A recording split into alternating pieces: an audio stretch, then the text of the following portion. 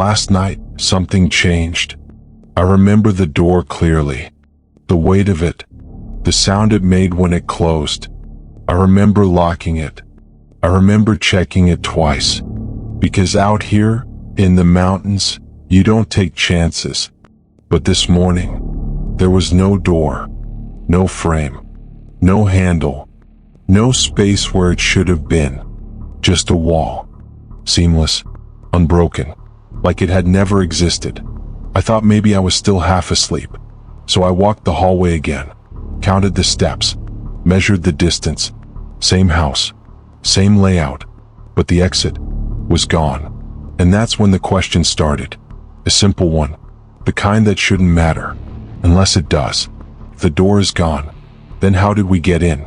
And more importantly, how do we get out? I was just on a weekend trip with my girlfriend. Nothing unusual, nothing complicated. We needed a break, somewhere quiet, somewhere far from everything. So we found this place, an Airbnb tucked deep in the mountains. No nearby houses, no traffic, no noise, just trees and distance. The kind of place people go to feel safe. The listing said it was perfect for disconnecting. And it was. No signal, no messages, no interruptions, just the two of us.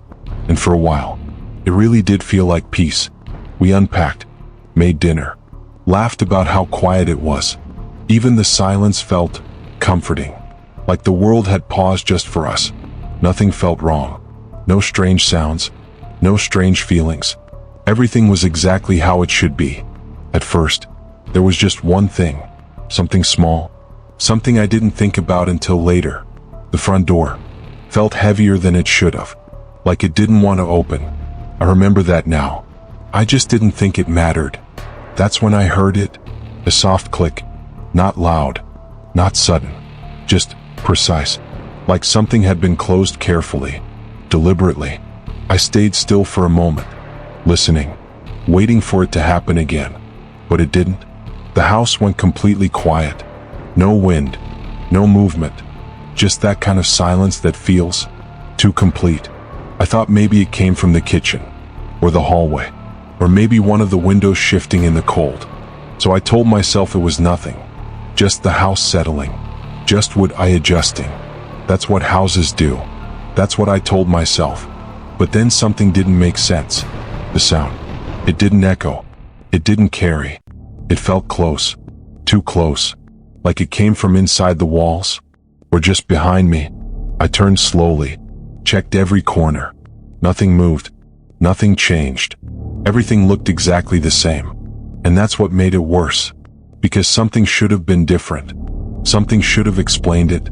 But there was nothing. Just the same hallway. The same shadows. The same door at the end. The front door. I walked toward it. Each step louder than it should have been. Like the house was listening. I reached out. Touched the wall beside it first. Cold. Solid. Then I looked again. Really looked this time. And that's when it stopped making sense. There was no door. No outline. No frame. No handle. No gap. Nothing to suggest it had ever been there. Just a wall. Smooth. Unbroken. Like the house had decided it didn't need an exit anymore. I thought maybe I was still half asleep. That kind of confusion happens sometimes. You wake up too fast. Your mind fills in the blanks. So I stepped back. Looked again. Same wall. Same color. Same texture. I moved closer. Ran my hand across it. Slowly. Carefully. There were no hinges. No outline. No indentation where the frame should have been. No marks. No difference in paint. Nothing. Just a solid wall. Like it had always been there. I even knocked on it. Once. Twice. 3 times. The sound didn't change. That's final. I told myself it was a mistake. That maybe I had the layout wrong. Maybe the door was on the other side. Maybe I turned around at some point during the night. So I walked the house again. Counted the rooms. Tracked every corner. Kitchen. Living room. Bedroom. Bathroom. All exactly where they should be. Everything aligned. Except for one thing. There was no exit. Not in the front. Not in the back. No side door. No sliding glass. Nothing. And that's when she woke up. She called my name from the bedroom. Her voice sounded normal. Still calm. Still unaware. I didn't answer right away. I just stood there, looking at the wall, trying to figure out how to explain something that didn't make sense. Then she stepped into the hallway. She saw me standing there, saw where I was looking, and she smiled at first, like she thought I was joking. Then she frowned, just slightly, and said, "Why are you staring at the door?" I didn't say anything. I just stepped aside, let her look. She walked forward, reached out her hand, stopped halfway. Her expression changed, slowly. Confusion first, then hesitation, then something else. Something quieter, something heavier. "It was right here," she said. Not asking, not guessing, certain. "We came in through this door last night." I asked her if she was sure. She didn't hesitate. "You locked it," she said. Twice. That word stayed with me. Twice. Because I remembered that too. I remembered the sound, the click, the second check, the habit. And suddenly, it wasn't just me. We both remembered it, the same way, at the same time, which meant one thing. The door had been there, and now it wasn't. We didn't panic. Not yet. We tried to explain it. Looked for hidden panels. Checked the walls for seams. Pressed on every surface. Nothing moved. Nothing shifted. It was as if the house had been built without an exit from the beginning. But that wasn't the part that stayed with me. Not the wall. Not the missing door. There was something else. Something small. Something easy to ignore. At first, a detail so subtle, it slipped past both of us. But it was already there. Already wrong. Already waiting. There was something else missing too. But I didn't notice it yet. That's when I checked my phone. 0%. Not low. Not dying. Empty. I frowned. Tapped the screen again. Nothing changed. I thought maybe I forgot to charge it. So I reached for the cable. Plugged it in. Waited. No vibration. No symbol. No response. Just a black screen. So I tried another outlet. Then another. Moved from the kitchen to the living room to the bedroom. Every socket. Every port. Nothing worked. That's when she said my name again. Quieter this time. She was standing in the hallway, holding her phone. Her expression already told me what she was going to say. "Mine too," she said. 0%. At the same time. No warning. No reason. I told myself it was the cold. That happens sometimes. Batteries drain faster in low temperatures. That's logical. That makes sense. So I held on to that. Tight. Because it was something I could explain. But then I looked at the clock on the wall. 11:17. I remember that. Because I stared at it for a while. Trying to think. Trying to calm down. Then I turned away. Walked into the kitchen. Opened a cabinet. Closed it again. And when I looked back, it was still 11:17. No movement. No ticking. No shift. Just frozen. I checked another clock. The one on the oven. 11:17. Exactly the same. Down to the second. I pressed a button. Nothing changed. No beep. No reset. No reaction. That's when something started to feel off. Not loud. Not obvious. Just wrong. Like the house wasn't keeping up anymore. Like something had paused and forgotten to resume. I walked back into the kitchen. Slower this time. Looking more carefully. Trying to find something normal. Something familiar. But that's when I noticed it. The knife on the counter. I was sure we left it beside the sink. I remember because I rinsed it. Set it down carefully. Blade facing away. But now, it was on the other side of the counter. Closer to the edge. Pointing outward. I stared at it for a few seconds. Trying to remember if I moved it. Maybe I did. Maybe I just forgot. That happens. So I tested it. I moved a cup. Placed it near the stove. Very deliberately. Stepped back. Watched it. Nothing happened. For a while. Everything stayed still. So I turned away again. Just for a moment. Just long enough to grab a towel. And when I looked back, the cup was gone. Not broken. Not fallen. Just gone. I felt it then. Not fear. Not yet. Just confusion.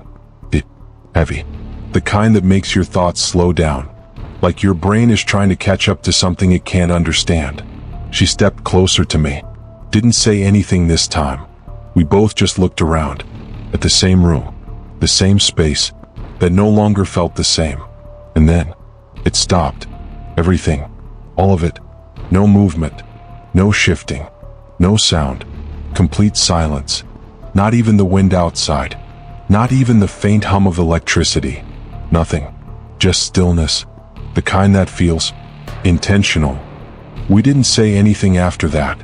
There didn't feel like anything to say. So we moved, slowly, together, back toward the bedroom. Because that was the only place that still felt familiar. The same bed, the same bags, the same place we left everything. At least that's what we expected. I reached for the door, turned the handle, opened it, and stopped. Because something was wrong. Not obvious. Not at first. Just different. The room looked the same. Same layout. Same walls. Same furniture. But darker. Not like the lights were off. More like the light itself had changed. Thicker. Duller. Like it didn't reach as far. I stepped inside anyway. Told myself we must have taken the wrong hallway. That maybe there was another room we hadn't noticed. That happens in unfamiliar places. Your sense of direction shifts. You misremember. So I held on to that. Tight. Because it was still something I could explain. But then I looked closer. The bed was slightly off. The sheets weren't folded the way we left them. They were crumpled. Like someone had been lying there for a long time. The edges darker. The wooden frame had marks on it. Scratches. Deep enough to catch the light. I turned slowly. The dresser. Same shape. Same position. But the surface was chipped. Corners worn down. Like it had aged. Years ahead of everything else. She stepped in behind me. Didn't say anything. But I could hear her breathing change. Shorter. Quieter. Like she didn't want to disturb something. That's when I noticed the walls. Photos. We hadn't seen those before. I was sure of it. There were no photos when we arrived. I would have noticed. Framed images. Hanging evenly. Too evenly. Like they had been placed with care. I walked closer. One of them caught my attention. At first it didn't make sense. Just shapes. Figures. Then my eyes adjusted. And I saw it. It was us. Standing in the living room. Same house. Same space. But something was off. We looked different. Older. Not by years. But by something else. Something harder to define. Our posture was heavier. Our faces tired. Not just tired. Like we had been there longer than we should have been. Her hand was gripping mine in the photo. Too tight. Like she was holding on to something that was slipping away. I leaned in closer. Trying to understand it. Trying to find a flaw. A detail that would explain it. But there wasn't one. It was us. Exactly. Just not now. She whispered my name. I didn't turn. I couldn't. Because there was another photo beside it. This one was different. The frame was slightly tilted. The glass cracked across one corner. And the image inside was damaged. Not torn. Not faded. Scratched. Specifically. Intentionally. Right across the face. Deep lines carved into it. Again. And again. Overlapping. Relentless. Until there was nothing left. No features. No identity. Just a shape. A body. With no face. I stared at it longer than I should have. Trying to see through the damage. Trying to recognize something. Anything. But I couldn't. And somehow, that felt worse. Because it meant something had been removed. Not lost. Not hidden. Removed. Deliberately. I stepped back. Slowly. The room felt smaller now. Closer. Like it had shifted while I wasn't looking. And that's when it hit me. We didn't take the wrong hallway. We didn't enter the wrong room. We were still inside the same house. Just not the same version. I didn't say it out loud. I didn't need to. She already knew. We both did. But there was one detail. One small, quiet detail. That stayed with me. Long after we left that room. One of the photos was scratched out. Just the face. We backed out of the room slowly. Didn't turn around. Didn't take our eyes off it. Because something told me, if we did, it wouldn't be the same when we looked again. We stepped into the hallway. And for a second, everything looked normal. The light was brighter. The walls cleaner. The air lighter. Like we had just imagined it. Like it was over. I almost believed that. Almost. But then I looked down. At the floor. There were marks. Faint. But there. Scratches. Long, uneven lines. Running along the wood. Leading from the bedroom. Into the hallway. I followed them with my eyes. Slowly. Carefully. They didn't stop. They continued. Past us. Further down. Toward a part of the house we hadn't seen before. I swallowed. Tried to think. Tried to stay grounded. Because none of it made sense. Rooms don't change like that. Furniture doesn't age overnight. Photos don't just appear. And scratches don't draw themselves across the floor. Unless I stopped. Because that's when something clicked. Not a sound. Not outside. Inside. A thought. Clear. Sharp. Unavoidable. I turned slightly. Looked back at the hallway we came from. Then forward again. Same house. Same structure. But something was shifting. Not physically. Not in a way you could see all at once. It was subtle. Like layers. Sliding over each other. Quietly. Constantly. And that's when I realized we weren't walking through the house. The house was changing. Around us. Not randomly. Not by accident. It was adjusting. Responding. Like it knew where we were. Like it was moving us exactly where it wanted us to go. I felt it then. Not confusion. Not even fear. Something heavier. Something certain. We weren't lost. We weren't trapped by walls. We were being guided. What? From one version to the next. And whatever was ahead of us wasn't something we were supposed to find. It was something that was waiting. We didn't follow the scratches. Not right away. We just stood there, listening, trying to understand what the house was doing, trying to predict what would change next. And that's when we heard it. Step. Soft. Distant. From another room. We both froze. Listened again. Another step. Slow. Measured. Like someone walking carefully. Deliberately. I told myself it was just the house settling. Old wood shifts. Floors expand. That's normal. That's explainable. I said it out loud this time. For her. For me. But even as I said it, another step followed. Closer. Heavier. Not random. Not uneven. Intentional. We didn't move. Not at first. We just listened. Because something about it felt wrong. The timing. The spacing. Too consistent. Too controlled. Then I took a step forward. Just one. And it stopped. Immediately. Silence. I waited. Counted in my head. Then I took another step. And it happened again. Step. From the other room. Matching mine. Perfectly. I stopped breathing for a second. Tried to ignore it. Tried to break the pattern. So I stepped back. Slowly. And it followed. One step. Behind. Not beside. Not ahead. Behind. Always behind. She grabbed my arm. Tight. Didn't say anything. Didn't need to. She felt it too. We stood there. Not moving. And the sound stopped again. Complete silence. Like it was waiting. Waiting for us to move first. I shook my head. Tried to think. Tried to find anything that made sense. But there was nothing left to explain. Nothing left to hold on to. So I did the only thing I could. I moved. Faster this time. 2 steps forward. Then 3. The footsteps followed. Same rhythm. Same distance. Never closer. Never further. Always 1 step behind. And that's when we reached the door. It wasn't there before. I was sure of it.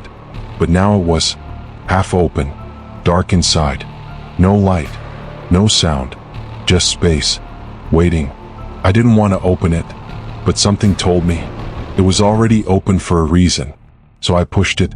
Slowly. The hinges didn't make a sound. The door moved too smoothly. Too easily. like it had been waiting for that exact moment.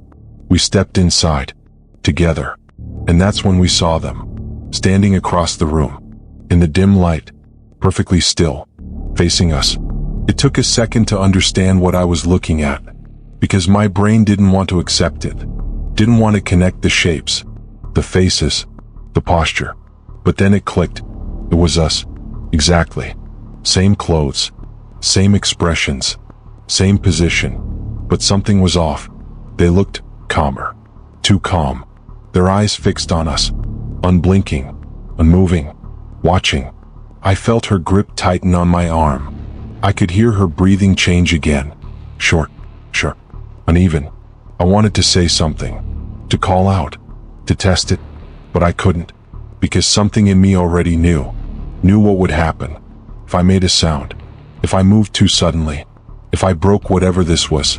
So I stayed still. We both did, just staring, trying to understand, trying to find a difference, any difference, between us and them. And then I realized something small, something that didn't make sense. We were breathing, but they weren't. No movement in their chest, no shift in their shoulders, nothing, just stillness, complete, unnatural. And then, I took a step forward, just one, carefully, slowly, and they didn't react, didn't blink, didn't move, didn't even flinch. They didn't move. I didn't want to look away from them, because something told me, the moment I did, they wouldn't be the same. But there was a door behind them. I could see it, barely, half hidden in the dark, and it wasn't there before. I was sure of that. Nothing in this house stayed where it should, so I focused on it, not them, the door, a way forward, or at least, something different. Slowly, I reached for it. My hand felt heavier than it should have, like the air itself was resisting, like something didn't want me to touch it. But I kept going, step by step, closer. They didn't react, didn't shift, didn't breathe, just watched, always watching. I passed them, close enough to see the details, closer than I wanted to be. Their faces were almost right, almost, but the longer I looked, the more it slipped. Something in the eyes, too still, too focused, like they weren't seeing me, like they were looking through me, at something else, something behind me. I stopped, just for a second, because I felt it then, a presence, closer than anything else in that house. Not in front of me, not beside me, behind me. I didn't turn. I couldn't, because the moment I did, whatever it was, wouldn't be where I expected it to be. So I kept my eyes forward, on the door, and I pushed it open, slowly. It didn't resist. It didn't make a sound, just gave way. And what was behind it wasn't outside, not even close, was the house. Again, same shape, same structure, but worse. The walls were wrong, not just damaged, rotting, dark patches spreading across the surface, like something had been growing there for a long time. The lights flickered overhead, uneven, struggling, some sections completely dark, others too bright, too harsh, like they were about to burn out. The air felt heavier, thicker, harder to breathe, and the smell, I didn't notice it at first, but it was there, faint, then stronger, damp, like something left behind, too long. I stepped inside, without thinking, because staying where I was felt worse. She followed me, closer than before, and when I turned back, they were closer, the other versions of us, not where they were before, not across the room anymore, now just a few steps away, still standing, still watching, but closer, too close. I didn't see them move, I didn't hear anything, they were just there.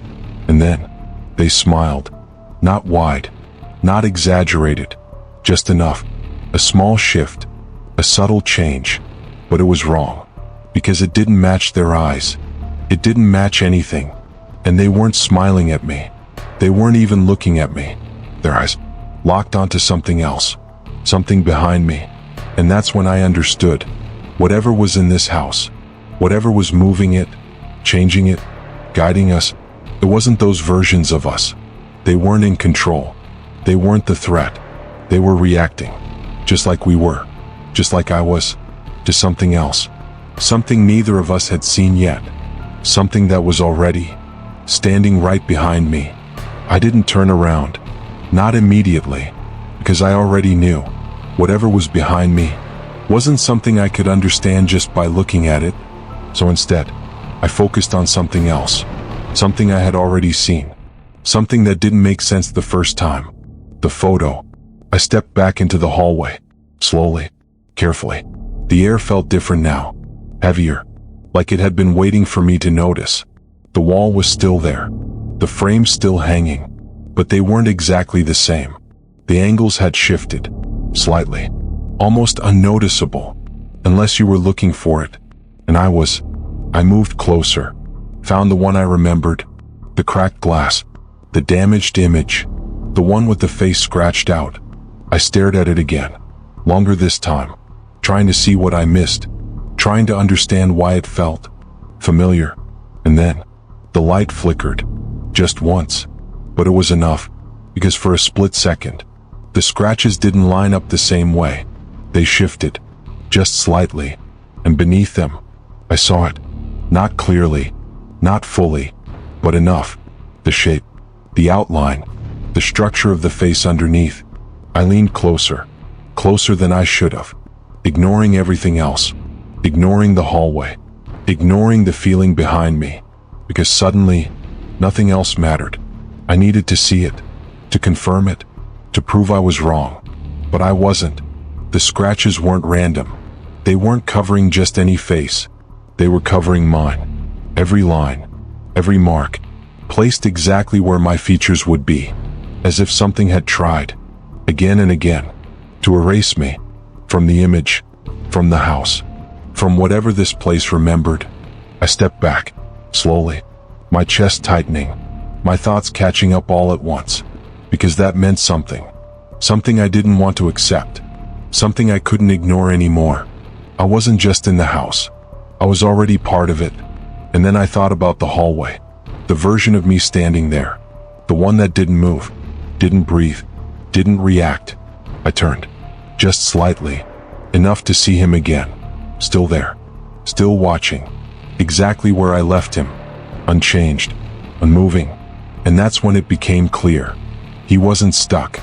He wasn't lost. He wasn't even trying to leave. He wasn't trapped. He was waiting. Waiting for the moment I would understand. Waiting for the moment I would see what he already knew. Because whatever this house was doing, it didn't just take people. It replaced them, version by version, room by room, until one of them stopped trying to leave and started waiting instead. I don't remember leaving. That's the part that stays with me. There's no moment where the door opened, no memory of stepping outside, no transition from inside to out, just fragments, pieces that don't connect the way they should. I remember the hallway, the photos, the version of me that didn't move, and then, nothing. But I know this much, that house, it doesn't trap you the way you think. It doesn't lock you in. It doesn't chase you. It doesn't need to, because the moment you step inside, it starts changing you, quietly, gradually, version by version, room by room, until you don't recognize what's different anymore, until you stop questioning it, until staying feels easier than leaving. And the doors, they're not exits. They never were. They're choices, each one leading somewhere slightly worse than the last, slightly further from where you started, slightly closer to something you were never meant to become. And the worst part is, every time you open a door in that house, you don't leave, you just become the next version. So tell me, what would you have done? When the door disappeared, would you have stayed calm? Would you have kept searching for a way out? Or would you have opened the next door, knowing it might lead somewhere worse? And what do you think was inside that house? Not the rooms, not the walls, but the thing that was always one step behind. Because I still think about it, the footsteps, the way they matched mine, the way they stopped when I stopped, the way they waited, just out of sight, just behind me. And the truth is, I still hear them. Sometimes late at night. Sometimes when everything is quiet. One step, then another. Never closer. Never gone. Just there. Waiting. So if you ever find yourself somewhere unfamiliar, somewhere too quiet, somewhere that feels just slightly off, pay attention to the doors and listen carefully. Because if you hear something walking behind you, don't assume it's trying to catch up. It might already be exactly where it wants to be. If you want more stories like this, more real accounts, more things that don't quite make sense until it's too late, subscribe to the channel and stay with me, because this isn't the only place where something is waiting